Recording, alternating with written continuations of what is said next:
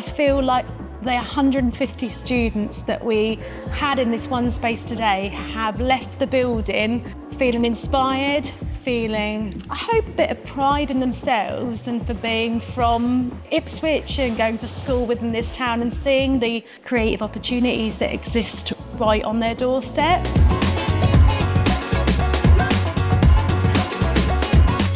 I suppose the main bit of advice I'd give to young people is just be prepared to be more persistent than you've ever been before. It takes time. It's so much more valuable to you knowing that you're doing something that really does actually fulfill the main parts of your brain. You're not just doing something financial, you're doing something for your actual human being. And I think that's really, really important.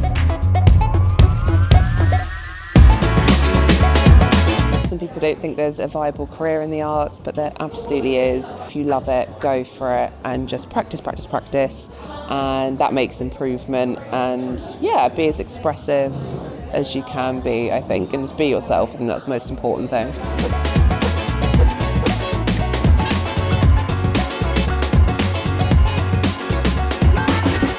Just get out there, go to events, observe at events, see what people are doing, see what people are up to, and be out there as much as you can.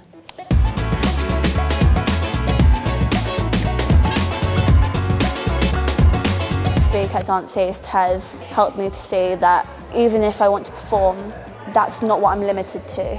I can have a portfolio career and do a bit of everything. It's just helped me seeing that it's not like one straight thing that I have to do. I can just do a bit of everything.